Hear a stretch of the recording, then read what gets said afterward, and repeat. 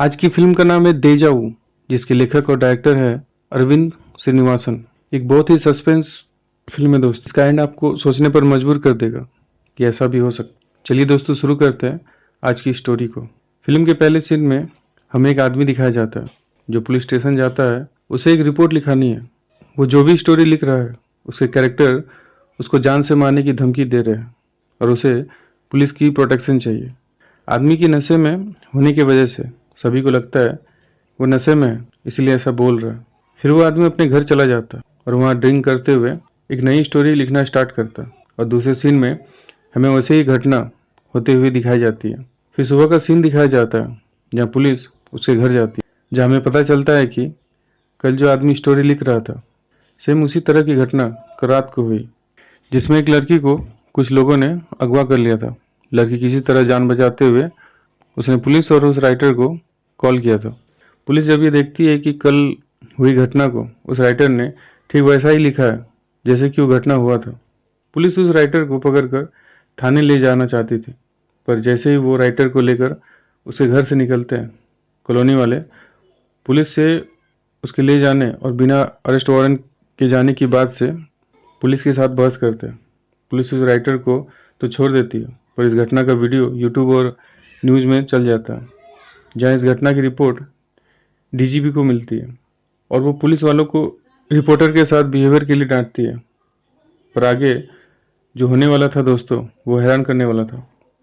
DGP DGP जब उस missing लड़की की लास्ट वॉइस रिकॉर्डिंग को सुनती है जो उसने कंट्रोल रूम में की थी, तो उसे शक होता है कि वो मिसिंग लड़की और कोई नहीं उसकी अपनी बेटी पूजा है। और होता भी वैसा ही है दोस्तों। डीजीपी की बेटी मिसिंग थी। गुस्से में वो रिपोर्टर के घर जाती है और उससे अपने बेटी के बारे में पूछने लगती है। पर रिपोर्टर बार बार यही कहता है कि वो तो बस एक स्टोरी लिख रहा है। डीजीपी वहाँ से बाहर आकर मीडिया को बताती है और तब तक मीडिया को डीजीपी की बेटी की मिसिंग होने की खबर लग चुकी थी। डीजीपी वहाँ से बाहर आकर मीडिया को बताती है कि उसकी बेटी मिसिंग नहीं है। डीजीपी इस केस को सॉल्व करने के लिए एक अंडरकवर ऑफिसर को हायर करती है। ऑफिसर इस केस को लेते हुए उसके दोस्तों से पूछताछ करना शुरू करते हैं। ऑफिसर को पता चलता है कि पूजा कल रात अपने ऑफिस से निकलकर किसी पार्टी में गई थी। ऑफिसर पूजा के एक दोस्त से पूजा के बारे में पूछताछ करती है कि उसे ये पता चलता है कि कल पूजा का पार्टी में किसी के साथ झगड़ा हुआ था और पूजा उस पार्टी से गुस्से से होकर चली गई थी। इधर राइटर स्टोरी आगे लिखता जाता है। ठीक वैसा ही अभी प्रेजेंट में हो रहा है। ऑफिसर को राइटर के ऊपर शक होने पर वो उसके घर ठीक से चेक करने को कहता है, पर उसके घर में कुछ नहीं मिलता। इधर पूजा की कार पुलिस को मिलती है और पूजा की चीज़ें उसके पास ही जंगल में मिलती है। और उस जगह की एक खास बात होती है, 1 साल पहले उस जगह में एक लड़की का रेप हुआ था। इधर राइटर स्टोरी में आगे लिखता है कि 3 मास्क पहने हुए लोग एक लड़की की लाश को पुल से नीचे फेंक देते हैं। होता भी वैसा ही है दोस्तों, पर वो लाश पूजा की नहीं होती। ऑफिसर गुस्से में राइटर के पास जाता है और उसे मारता है, पर राइटर का कहना है कि वो तो बस स्टोरी लिख रहा है। राइटर आगे लिखता है, एक कैब वाला पुलिस स्टेशन जाता है और एक मिसिंग लड़की की रिपोर्ट लिखता है।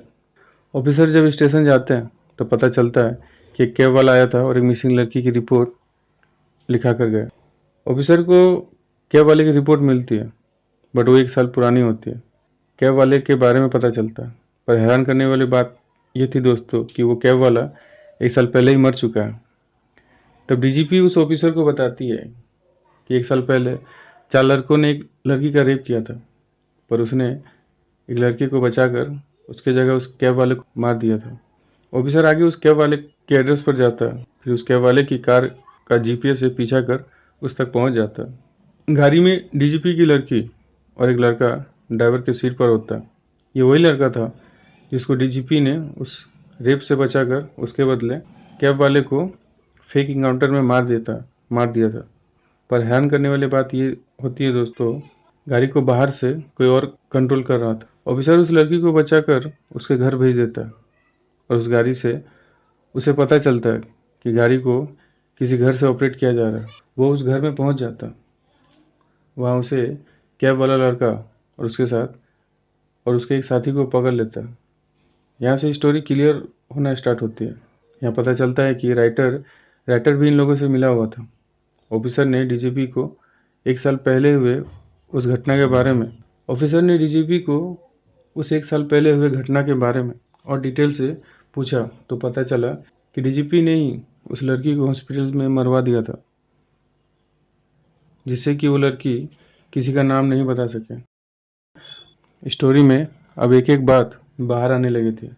एक साल पहले फेक इनकाउंटर में जो कैब वाला लड़का मारा गया था, उसका जुड़वा भाई ये सब कर रहा था, और वो राइटर और कोई नहीं उस कैब वाले लड़के का पिता होता है। राइटर और उसका बेटा ये सब कर रहे थे कि पुलिस द्वारा किए गए फेक इनकाउंटर का पता सबको चल सके और उसके बेटे को न्याय मिल जाए। स्टोरी में अभी लास्ट इंटरेस्टिंग चीज बाकी था। डीजीपी ने जिस लड़के को छोड़ दिया था, उस लड़के का पिता उस ऑफिसर को कॉल करता और कहता है कि मेरे बेटे को छोड़ दो और बाकी सबको मार दो। ऑफिसर भी उनको मारने के लिए गाड़ी में बैठकर पीछे कर अब सीधा उनकी ओर आता है।